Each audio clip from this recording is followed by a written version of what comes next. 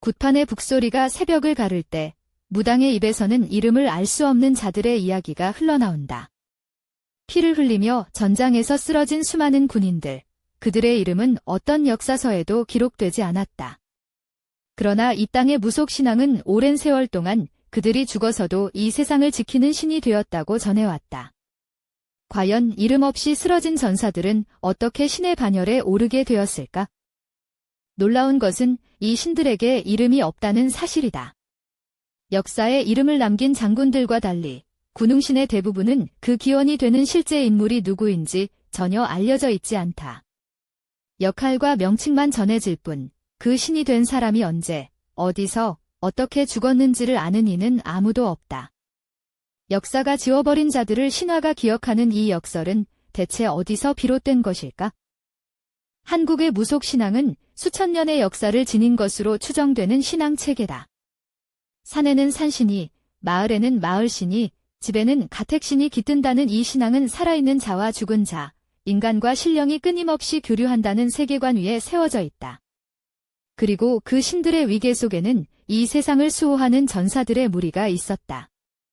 그들이 바로 군웅신이다. 군웅신은 단 하나의 신이 아니다. 전쟁터에서 혹은 사고로 갑작스럽고 억울하게 목숨을 잃은 수많은 군인들의 혼령이 모여 이루어진 집합적 신격이라고 전해진다. 무속 세계관에서 이처럼 원통하게 죽은 혼령은 이승을 쉽게 떠나지 못하고 강한 기운으로 세상을 떠돈다고 알려져 있다. 군웅신은 바로 그 기운이 신앙의 힘으로 정화되어 수호신으로 좌정한 존재라는 것이다. 그렇다면 이 혼령들은 어떤 경로로 신의 자리에 오르게 된 것일까?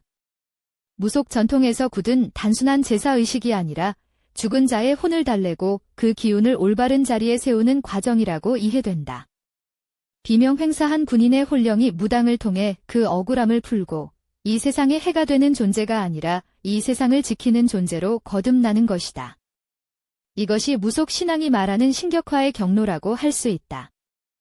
흥미로운 것은 군웅신이 무속 신앙의 위계 구조 속에서 매우 구체적인 역할을 맡고 있다는 점이다. 제왕신이나 장군신, 산신처럼 높은 신격의 명을 받아 실제로 이 세상에서 활동하는 존재가 바로 군웅신이라고 전해진다. 이들은 애군과 살기를 막고 나쁜 기운을 물리치는 일선의 전사로 기능한다는 것이다. 마치 왕을 보좌하는 군사처럼 이들은 신령의 세계에서도 전사로서의 역할을 이어간다는 셈이다. 군웅신이 단순한 혼령의 집합이 아님을 보여주는 흔적 중 하나는 이 신격이 매우 세밀하게 분류되어 전해진다는 사실이다. 지역마다 무당마다 다소 차이가 있지만 크게는 산신을 돕는 산신군웅, 악령과 살기를 직접 퇴치하는 사살군웅, 그리고 외교 임무 중에 목숨을 잃은 사신들이 깃든 사신군웅으로 구별된다고 추정된다. 이 분류 체계는 어느 한 사람이 만들어낸 것이 아니라 오랜 세월에 걸쳐 무속 전통 안에서 자연스럽게 형성된 것으로 보인다. 산신군웅은 그 이름처럼 산신의 권역에서 활동하는 존재로 산을 지키고 산에서 일어날 수 있는 재앙을 막는 역할을 맡는다고 알려져 있다. 한국의 오랜 산악 숭배 전통과 무속 신앙이 결합된 결과물로 볼 수 있는데 산에서 목숨을 잃은 전사들의 혼령이 그 산의 수호 세력이 된다는 논리가 깔려 있다. 이는 죽음의 장소와 신앙의 장소가 겹쳐지는 독특한 구조를 만들어낸다. 사살군웅은 군웅신의 분류 중에서도 가장 직접적인 전투 기능을 담당하는 것으로 전해진다. 이승에 떠도는 악령이나 살기를 직접 퇴치하는 역할을 맡는다는 것인데 그렇기에 이 신격은 매우 강렬하고 격렬한 기운을 지닌 것으로 인식된다고 알려져 있다. 그러나 이 신격의 기원이 되는 실제 인물이 누구인지 어떤 역사적 사건과 연관되는지는 전혀 기록에 남아있지 않다. 이름도 얼굴도 시대도 알 수 없는 전사들이 이 역할을 맡게 되었다는 것이다. 사신군웅은 그 중에서도 특히 이채로운 존재다. 외교사절로 떠났다가 이국 땅에서 목숨을 잃은 이들이 이 신격으로 자정한다고 전해지는데 이는 죽음의 방식뿐만 아니라 죽음의 맥락까지도 신격화의 기준이 되었음을 시사한다.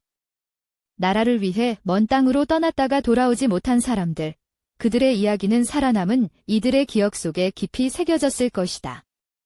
그 기억이 시간이 흘러 신앙의 형태로 굳어진 것이라는 해석이 가능하다. 군웅신 신앙이 단순한 민간 전설이 아니라 역사적 기억과 맞닿아 있다는 정황도 있다. 고려 말의 무장 최영 장군처럼 실제로 역사에 이름을 남긴 인물들을 보좌하는 군웅이 구체적으로 분류되어 전해지기 때문이다. 최영 장군 자신은 무속 신앙에서 독자적인 신격으로 추앙받기도 하는데 그를 보좌했던 수많은 무명 전사들 역시 군웅신의 형태로 신앙 안에 편입되었다고 알려져 있다. 역사가 이름을 기록한 장군 곁에 역사가 이름을 잊은 병사들이 나란히 신이 되어 서 있는 것이다. 군웅신의 존재는 무속 의례, 즉 구대 구체적인 절차 속에서도 흔적이 남아있다. 군웅거리라 불리는 구대 한마당이 있는데 이 순서에서 무당은 군웅신을 청하여 이 세상의 애군과 살기를 막아줄 것을 청한다고 알려져 있다. 이는 군웅신이 단순한 관념적 존재가 아니라 오늘날까지 이어지는 살아있는 신앙의 대상임을 보여준다. 의례가 지속되는 한 이름 없이 죽어간 전사들의 혼령은 끊임없이 호명되고 있는 셈이다. 왜 인류는 이름 없이 죽은 이들을 신으로 만들었을까? 가장 설득력 있는 가설 중 하나는 집단적 트라우마와 위로의 필요성이다. 전쟁과 역병이 반복된 한반도의 역사 속에서 이름도 남기지 못하고 죽어간 수많은 혼령들은 산자들에게 두려움의 대상이기도 했을 것이다. 그 두려움을 신앙의 형태로 승화시키고 억울한 죽음을 수호의 힘으로 전환시키는 것이 군웅신 신앙의 심리적 기원이었을 수 있다. 그러나 이 가설은 언제, 누가, 어떤 계기로 이 신앙을 체계화했는지는 설명하지 못한다. 또 다른 가설은 군웅신 신앙이 임진왜란이나 병자호란 같은 대규모 전쟁 이후 더욱 정교하게 다듬어졌다는 것이다. 격변의 시기마다 무속 의례 속에 새로운 혼령들이 편입되고 그 과정에서 군웅신의 체계가 더욱 세밀해졌을 수 있다. 최영 장군과 같은 고려 말 인물과 연관된 군웅이 구체적으로 분류된다는 사실은 이 가설을 뒷받침하는 정황으로 볼 수 있다. 군웅신에 관한 기록이 절대적으로 부족하다는 사실은 이 신앙의 본질을 오히려 잘 드러낸다. 유교 이념을 기반으로 한 조선의 관료 체계는 무속 신앙을 미신으로 규정하고 탄압했기 때문에 군웅신에 관한 내용은 공식 문헌에 거의 남겨지지 않았다. 무당에서 무당으로, 입에서 입으로 전해지는 구전의 형태로만 이어져 온 것이다. 이는 군웅신의 기원과 체계화 과정을 추적하는 데 결정적인 장벽이 되며 연구자들이 여전히 확실한 답을 내놓지 못하는 이유이기도 하다. 결국 우리가 알 수 있는 것은 이것이다. 이름 없이 죽어간 수많은 전사들이 있었고 그들의 죽음은 역사 어디에도 기록되지 않았지만 땅의 사람들은 그들을 잊지 않았다. 그 기억이 신앙의 형태로 굳어지고 의례의 형태로 반복되면서 이름 없는 자들이 이름을 가진 신이 되었다. 어떤 가설도 그 과정의 전부를 설명하지 못하며 군웅신이 언제 어떻게 탄생했는지, 그리고 오늘날 굿판에서 그들이 어떤 목소리로 이 세상과 교류하는지는 여전히 우리가 풀어야 할 수수께끼로 남아있다.